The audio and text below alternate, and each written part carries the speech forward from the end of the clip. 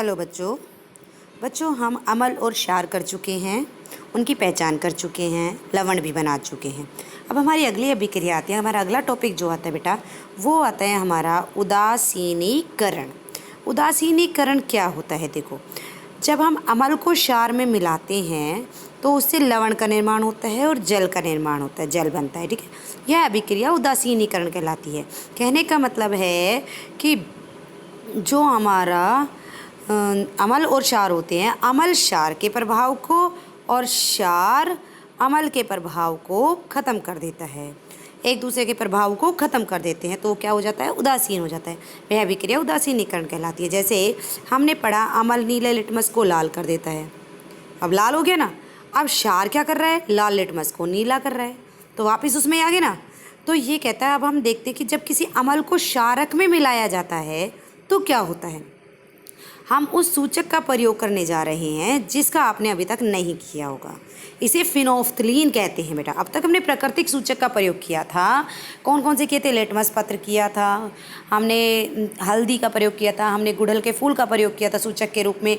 लेकिन अब हम जो कृत्रिम सूचक का प्रयोग कर रहे हैं वो है फिनोफ्थलीन। ठीक है, अब इससे हमें यह पता चलता है कि यह अभिक्रिया उदासीनीकरण है, जैसे हमने गुड़हल के फूल में किया था। अब कहता है, यह क्रियाकलाप शिक्षक द्वारा जैसे हम करते हैं, किसी परख नली के 1/4 भाग को तनु हाइड्रोक्लोरिक अम्ल से हमने भर लेना है। हाइड्रोक्लोरिक अम्ल से इसका रंग नोट कीजिए और फिनोफ्थलीन विलयन के रंग को भी नोट करो। पहले तो हमने HCl लिया, उसका रंग नोट किया, फिर हमने अलग से फिनोफ्थलीन लिया, उसका रंग नोट किया, फिर सूचक के 2-3 बूंद अमल में मिला दिए हमने, यानी कि फिनोफ्थलीन के 2-3 बूंद जो है वो अमल में हमने मिला दी। जैसे ये चित्र में दिखा रखा है, देखो। ठीक है, ये अमल सूचक है। ओके, ये हमारा क्या था? फिनोफ्थलीन था। अब कहते हैं, परख नली को धीरे धीरे हिलाओ। अमल के रंग में कोई परिवर्तन आया? नहीं, कोई परिवर्तन नहीं आया। अम्लीय विलयन में ड्रॉपर से अब हमने क्या डाला? क्षार, सोडियम हाइड्रोक्साइड डाला। ठीक है, बूंद डाली, परख नली को धीरे धीरे हिलाया। हिलाने पर विलयन के रंग में कोई परिवर्तन होता है, हमें यह देखना है। अब विलयन को निरंतर हिलाते रहने से बूंद बूंद करके सोडियम हाइड्रोक्साइड विलयन डालना तब तक जारी रखेंगे जब तक कि हल्का गुलाबी रंग न आ जाए। क्या डालेंगे हम? क्षार, क्योंकि अमल डालने से कोई परिवर्तन नहीं आया, तो क्षार डाला और हम जब तक डालते रहेंगे जब तक कि हल्का गुलाबी रंग ना आ जाए। अब इसमें हमने फिर से हाइड्रोक्लोरिक अम्ल डाल दिया। अब हाइड्रोक्लोरिक अम्ल जब हमने डाला तो गुलाबी रंग खत्म हो गया, यानी कि वह रंगहीन हो गया। और फिर से हमने सोडियम हाइड्रोक्साइड की बूंद मिलाई, फिर हमने क्या देखा? हमारा रंग जो है, विलयन जो था, वो दोबारा से गुलाबी हो गया बेटा। तो ये हमारा कृत्रिम सूचक था फिनोफ्थलीन, याद रखना।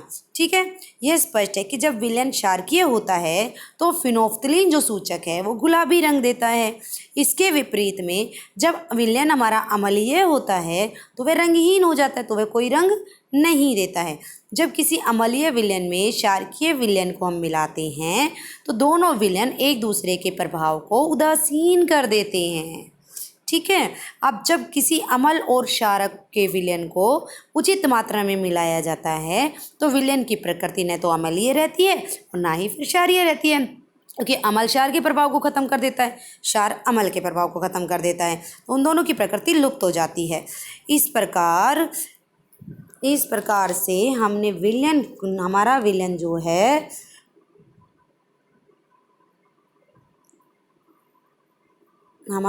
जो है वो उदासीन हो जाता है। ठीक है, अब कहता है उदासीनीकरण अभिक्रिया जो है, हमारी उदासीनीकरण अभिक्रिया जो है वो अभिक्रिया में एक नया पदार्थ बन जाता है। ठीक है, अब हम जब उदासीनीकरण अभिक्रिया होती है ना, तो हम उसको बर्तन को हाथ लगा के देखते हैं तो हमें गर्म महसूस होता है। क्यों? क्योंकि इस अभिक्रिया के दौरान ऊष्मा भी निकलती है बेटा।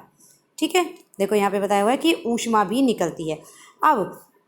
अब कहता है, उदासीनी विक्रिया में नया पदार्थ बनता है जो लवण कहलाता है, और लवण के साथ किसका निर्माण होता है? जल का। लवण जो होता है हमारा अमल और क्षार की अथवा उदासीन प्रकृति, ना तो वो अमल है ना ही वो क्षार है। कैसी प्रकृति का है बेटा? उदासीन प्रकृति का। याद रखना कि अमल की प्रकृति अम्लीय होती है, क्षार की प्रकृति क्षारकीय होती है, लेकिन लवण की प्रकृति कुछ नहीं होती, उदासीन होती है। ठीक है, किसी अमल और किसी क्षारक के बीच वाली अभिक्रिया जो होती है वो उदासीनीकरण कहलाती है। प्रक्रम में ऊष्मा जो निकल रही है उसके निर्मुक्त होने से लवण और जल का निर्माण होता है। ठीक है। अब आपने देखा होगा कई बार जब अम्लीय वर्षा, हमारी बारिश होती है ना, तो अम्ल वर्षा होती है। क्यों होती है? क्योंकि हमारे वायुमंडल में कौन कौन से अम्ल होते हैं बेटा? एक तो हमारा क्या होता है, कार्बन डाइऑक्साइड गैस होती है, सल्फर डाइऑक्साइड गैस होती है और नाइट्रोजन ऑक्साइड डाइऑक्साइड गैस होती है। ये 3 गैसें होती हैं हमारे वायुमंडल में। कौन कौन सी?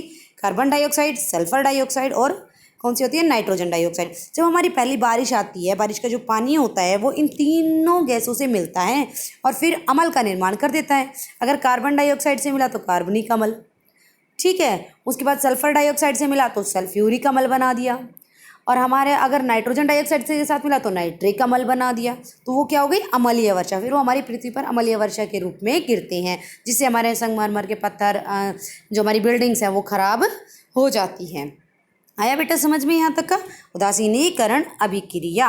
अब देखो इसमें अभिक्रिया भी दिखाई हुई है। अम्ल और क्षार दोनों को मिलाते हैं तो क्या बन जाता है हमारा? लवण प्लस जल, ठीक है। ये हमारी और ऊष्मा भी निकल रही है, तो ये क्या कहलाई हमारी अभिक्रिया? उदासीनीकरण अभिक्रिया। ध्यान रखना, अगर पेपर में पूछा भी जाए, अम्ल और क्षार जो हैं दोनों मिलकर किसका निर्माण करते हैं?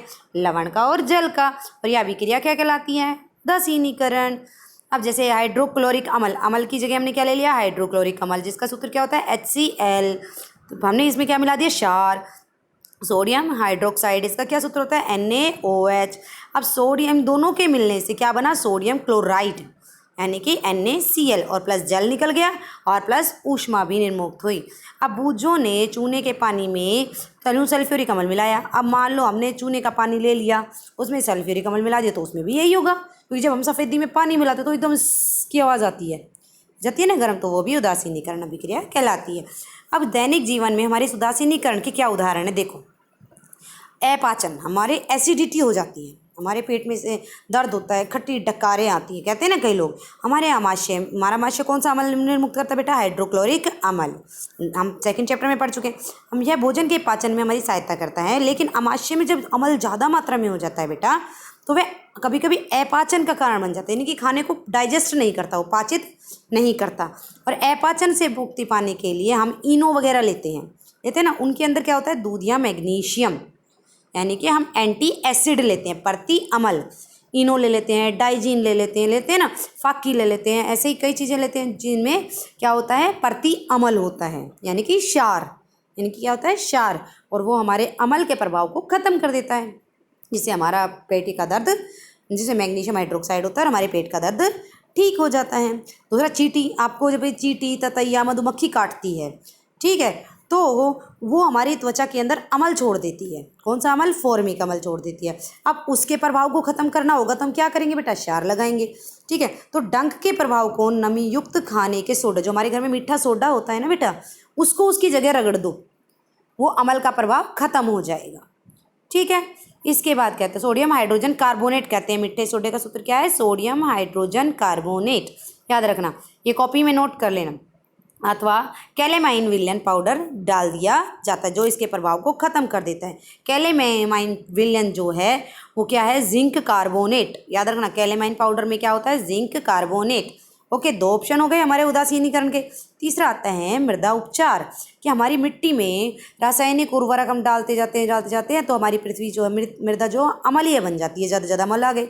यदि मृदा अत्यधिक अम्ल हो जाती है तो अत्यधिक क्षारकीय हो जाए या अम्लीय हो जाए, तो पादपों की वृद्धि के लिए अच्छी नहीं होती है।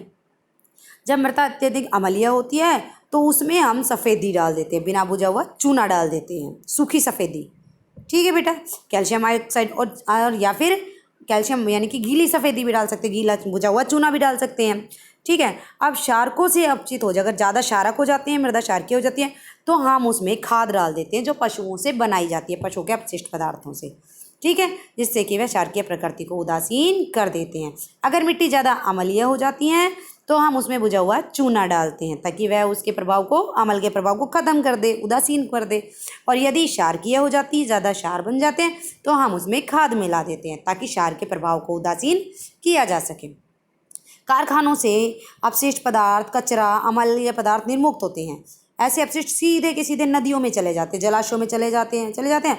मछली, अन्य जलीय जीव इनके अमल के कारण मर जाते हैं। कारखानों के अपशिष्ट जो कचरा होता है उसमें सबसे ज़्यादा क्या होते हैं, अम्ल होते हैं। तो उनमें पहले हम क्या मिलाते हैं, क्षारकीय पदार्थ मिलाते हैं ताकि वो उदासीन हो जाए और हमारे पशुओं को यानी कि जीव जंतु जो हमारे पानी में रहते हैं उनको नुकसान ना हो। तो समझ में आया बेटा कि हमारे उदासीनीकरण के कितने फ़ायदे हैं। एक तो अपाचन एसिडिटी को ख़त्म करता है, दूसरा हमें चींटी ततैया काट जाए तो उसके प्रभाव को ख़त्म करता है, तीसरा हमारी मिट्टी में अम्ल और क्षार हो जाते हैं तो उसके प्रभाव को ख़त्म करता है, चौथा हमारे कारखानों के अपशिष्ट को ख़त्म करता है, अपशिष्ट में जो अम्लीय पदार्थ होते हैं उससे जंतुओं की रक्षा करता है। ठीक बेटा। अब देखो उदासीनीकरण अभिक्रिया को देखो, अम्ल है, अम्ल में हमने क्या मिलाया है, क्षार मिलाया है, क्षार मिलाने से क्या बना, किसका निर्माण हुआ है, जल का और लवण और जल का। ठीक है। हाइड्रोक्लोरिक अम्ल, अम्ल कौन सा लिया हमने, हाइड्रोक्लोरिक अम्ल। क्षार कौन सा लिया हमने, सोडियम हाइड्रोक्साइड। दोनों को मिलाने से क्या बना, सोडियम क्लोराइड। ठीक है।